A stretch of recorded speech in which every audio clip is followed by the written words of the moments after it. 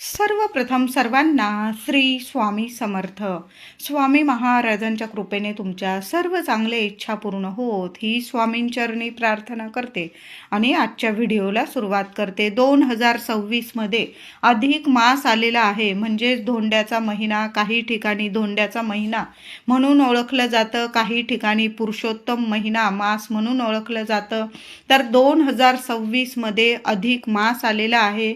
17 मे 2026 पुरुषोत्तम अधिक ज्येष्ठ मास आरंभ होणार आहे आणि 15 जून 2026 पुरुषोत्तम अधिक ज्येष्ठ मास समाप्त होणार आहे. कळालं असेल माझ्या सर्व महिलांना, दादांना, 2026 मध्ये अधिक महिना अधिक मास आलेला आहे. 17 मे 2026 पुरुषोत्तम अधिक ज्येष्ठ मास आरंभ होणार आहे आणि 15 जून 2026 पुरुषोत्तम अधिक ज्येष्ठ मास समाप्ती होणार आहे. अधिक मास 2026 मध्ये आल्याने सर्व सणवार लांबणीला गेलेले आहे आणि ज्येष्ठ महिना या वर्षी 2 महिन्यांचा असणार आहे. म्हणजे अधिक ज्येष्ठ आणि नीज ज्येष्ठ असा 2 महिन्यांचा ज्येष्ठ महिना असणार आहे. यामुळे सर्व सणवार लांबणीला गेलेले आहे. तर पहिला सणवार म्हणजे सर्व स्त्रियांचा आवडता सण म्हणजे वटपौर्णिमा. या वर्षी 15 ते 20 दिवस लांबणीवर असणार आहे, कारण 31 मे 2026 रविवार दिवशी अधिक ज्येष्ठ पौर्णिमा आल्याने वटपौर्णिमा निज ज्येष्ठ पौर्णिमेला वटपौर्णिमा असणार आहे. 29 जून 2026 सोमवार दिवशी वटपौर्णिमा आलेली आहे, म्हणून 15 ते 20 दिवस वटपौर्णिमा लांबणीवर गेलेली आहे. पहिला सण, सर्व स्त्रियांचा लाडका सण म्हणजे वटपौर्णिमा या वर्षी 2026 मध्ये जराशी लांबणीवर गेलेली आहे. दुसरा सण, आपल्या सर्व विठू माऊलींचा आवडता सण म्हणजे आषाढी एकादशी 25 जुलै 2026 शनिवार रोजी आलेली आहे. जराशी एकादशी सुद्धा या वर्षी लांबणीवर जाणार आहे. तिसरा सण म्हणजे नागपंचमीचा सण 17 ऑगस्ट 2026 सोमवार दिवशी आलेली आहे. आणि भाऊ बहिणींचा आवडता सण म्हणजे रक्षाबंधन. 2026 मधील रक्षाबंधन जरासं लांबणीवर गेलेलं आहे. 28 ऑगस्ट 2026 शुक्रवार दिवशी रक्षाबंधन सण आलेला आहे. त्याचबरोबर गोकुळ अष्टमी, सोन्यासारखा सण गोकुळ अष्टमीचा 4 सप्टेंबर 2026 शुक्रवार रोजी आलेला आहे. गोकुळ अष्टमीचा सण सुद्धा हा थोडासा 15 ते 20 दिवस हा लांबणीवर असणार आहे. त्याचबरोबर 2026 मध्ये हरतालिका तृतीया आणि गणेश चतुर्थी दोन्ही तिथी एकत्र आलेली आहे. बघा, हरतालिका आणि गणेश चतुर्थी दोन्ही सण माय माऊली आणि गणपती बाप्पांचा एकत्रित हा दिवस आलेला आहे. दोन्ही सण आपल्याला एकाच दिवशी साजरे करायचे आहे. बघा किती सुंदर हा दिवस आहे. 14 सप्टेंबर 2026 सोमवार दिवशी हरतालिका तृतीया आणि गणेश चतुर्थी एकत्रित आलेले आहे. हा सुद्धा सण 15 ते 20 दिवस लांबणीवर गेल्यामुळे थोडासा गणपती बाप्पा सुद्धा आपल्याकडे या वर्षी जरासा उशिरा येणार आहे. त्याचबरोबर घटस्थापना सुद्धा थोडीशी लांबणीवर गेलेली आहे.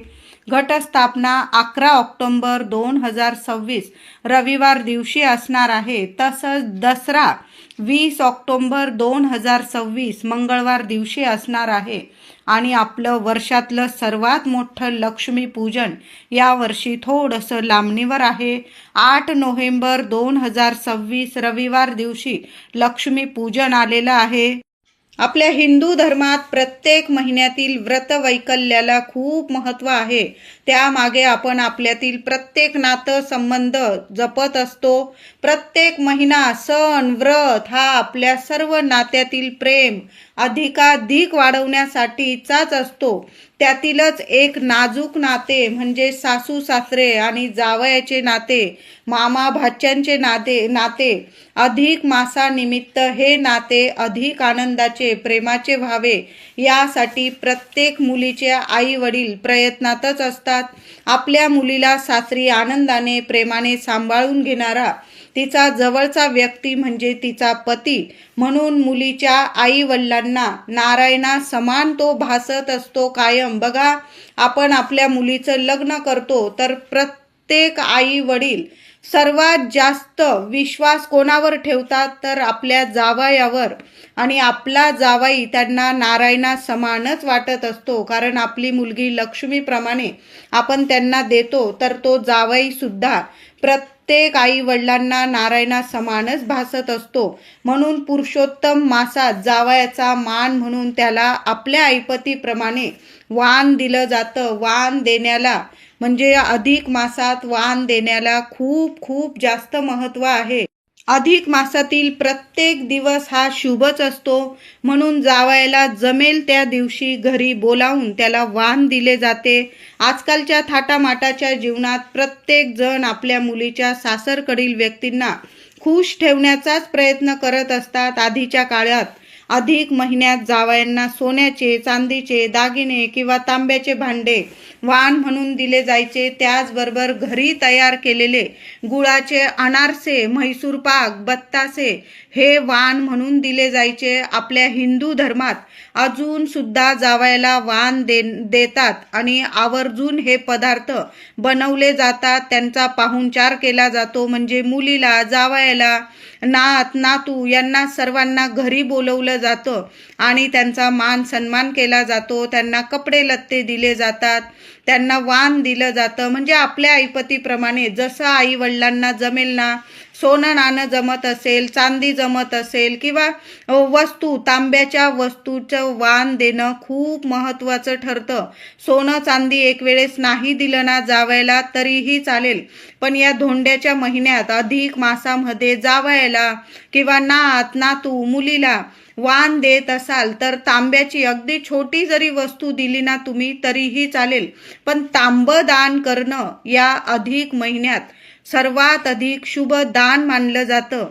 आई वडिलांची परिस्थिती बेताची असेल त्याप्रमाणे ते जावयाचा मान पान जरूर करतात. त्याचबरोबर मामा मामी सुद्धा आपल्या भाच्यांना भाचींना वाण अवश्य देतात. असं म्हटलं जातं की अधिक महिन्यात जे मामा मामी आपल्या भाच्यांना मान पान देऊन वाण देतात ते सदा त्यांच्या घरात सदा लक्ष्मी नांदते. पुण्यफळ सर्व मामा मामींना मिळते. म्हणून प्रत्येक मामा मामींनी सुद्धा तुमच्या ऐपतीप्रमाणे तुम्हाला एखादं छोटंसं तांब्याची वस्तू जरी भाच्यांना भाचींना देता आली ना तर या अधिक महिन्यात छोटं निरांजन जरी दिलं ना तुम्ही, 150-100 रुपयाचं वाण म्हणून भाच्या भाचीला त्यांना मानपान करा, घरी बोलवा आणि मानाने त्यांच्या हातात ते दिलं ना तुम्ही, एक छोटीशी निरांजन जरी दिली, दिवा दिला किंवा तुम्हाला मोठं तांब्याचं भांडं द्यायचं असेल, सोनं चांदी तुमच्या ऐपतीप्रमाणे जी मामा मामी भाच्यांचा अधिक महिन्यात मान सन्मान करते आणि त्यांना म्हणजे आपल्याकडं बोलावते, त्यांचा मान सन्मान करते, तर त्या मामा मामींना या जगात कसलीच कमी पडत नाही. त्यांच्या घरात अखंड लक्ष्मी नारायणांची कृपा कायम मिळत राहते त्यांना. अधिक महिन्यात मामा मामींनी प्रत्येक भाच्या भाची आपल्या ऐपतीप्रमाणे त्यांचा वाण देऊन मान सन्मान जरूर करावा. यामुळे त्यांचं घर गोकुळा समान कायम भरलेलं राहतं. म्हणून अधिक महिन्यात आपल्या ऐपतीनुसार प्रत्येक मामा मामीने भाच्यांना वाण अवश्य द्यावे. तुम्ही चांदीचे ताट, निरांजन, तांब्या पेला किंवा तांब्याचा तांब्या पेला ताट निरांजन किंवा छोटंसं निरांजन जरी दिलं ना तुमच्या ऐपतीप्रमाणे, असं नाही की खूप दिलं म्हणजेच वाण दिल्याचं पुण्यफळ मिळेल. अगदी छोटं निरांजन दिलं, मान सन्मान केला भाच्याचा भाचीचा जावयाचा लेकीचा तरीही चालतं. आपल्या ऐपतीप्रमाणे मनापासून केलेलं वाण दिलेलं वाण खूप महत्त्वाचं ठरतं. अनारसे बत्तासे असे वाण अवश्य द्यावे. त्याचबरोबर अधिक मासात सुवासिनी स्त्रिया पायातील जोडवी बदलतात. म्हणजे जुन्या जोडवीत भर टाकतात.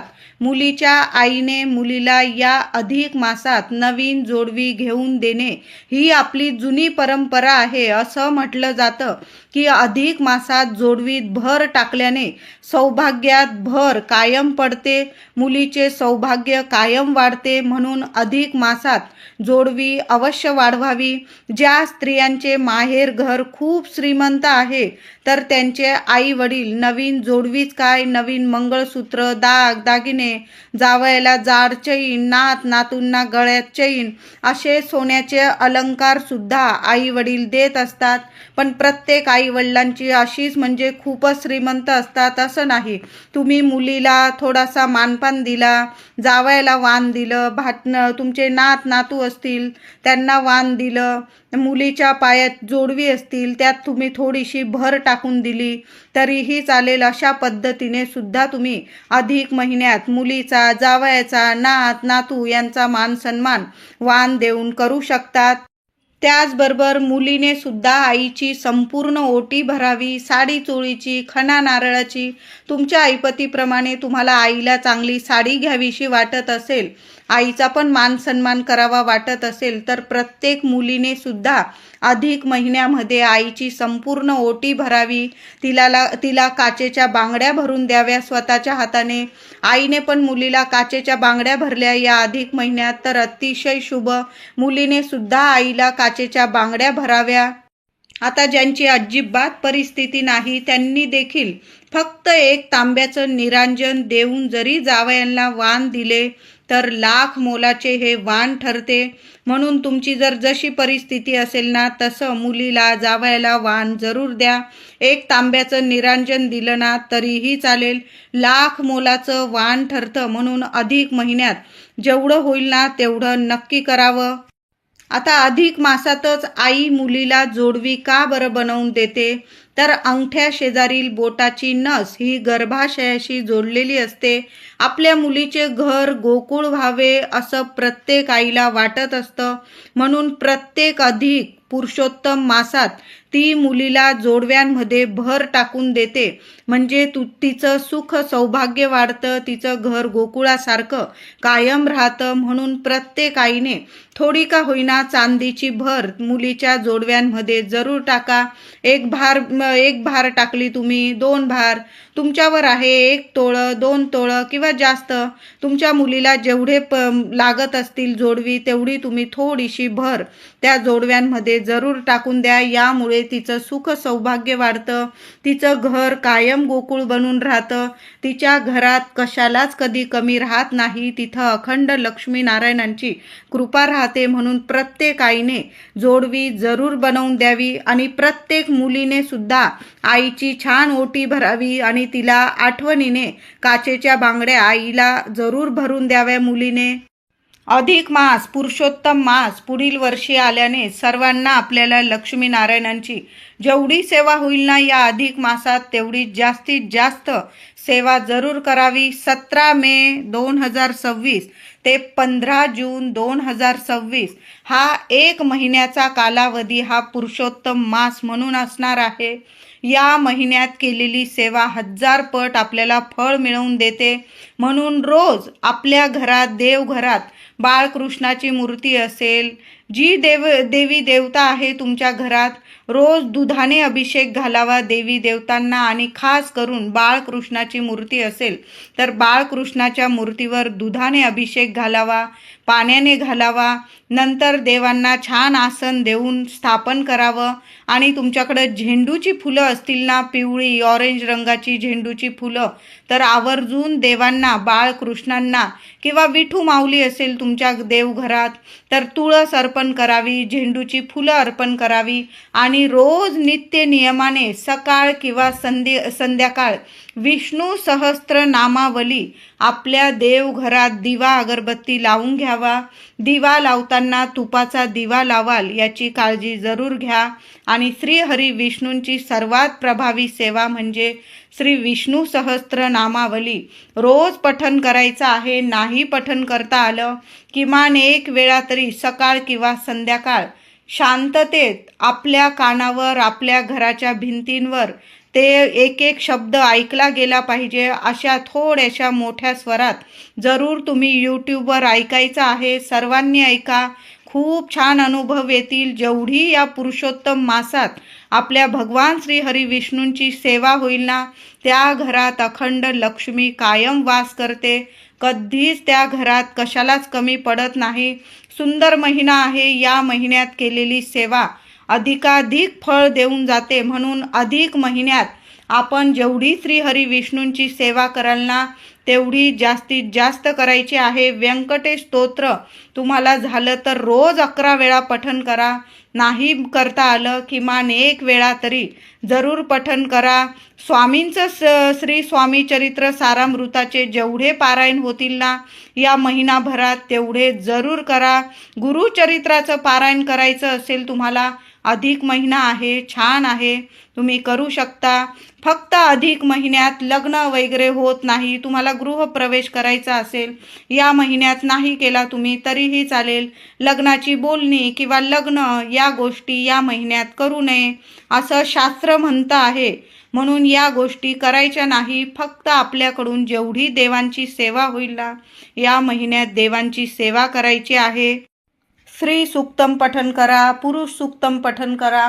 नाहीच काही जमलं माझ्या महिलांना दादांना, ओम नमो भगवते वासुदेवाय नमः, ओम नमो भगवते वासुदेवाय नमः आपल्या श्री हरी विष्णूंचा मंत्र जपत राहा. दिवस रात्र या महिनाभर मंत्र जपत राहा. फळ अवश्य मिळणार आहे. जेवढी सेवा होईल. तुळशी मातेची रोज सेवा करायची आहे. अधिक महिना आहे. 3 वर्षातून एकदाच हा अधिक महिना येतो. म्हणून जेवढी सेवा होईल ना तुळशी मातेची सेवा करायची आहे. रोज दोन्ही वेळेला तुळशीजवळ दिवा लावा. खूप सुंदर अनुभव येतील. तुळशी समोर जरी तुम्ही हात जोडून उभा राहिलात, बसून घेतलं, किमान 21 वेळा रोज सकाळ संध्याकाळ किंवा 1 टाईम तरी ओम नमो भगवते वासुदेवाय नमः, ओम नमो भगवते वासुदेवाय नमः जेवढा मंत्र जपता येईल ना तुम्हाला नक्की जपा. खूप सुंदर अनुभव येतील. जेवढी या महिन्यात श्री हरी विष्णूंची सेवा कराल ना तेवढी लक्ष्मी माता तुमच्यावर प्रसन्न होणारा हा महिना आहे. जेवढी सेवा होईल तेवढी करा. व्हिडिओ आवडला असेल तुम्हाला लाईक करा, शेअर करा, चॅनलला कृपया सबस्क्राईब करा. धन्यवाद.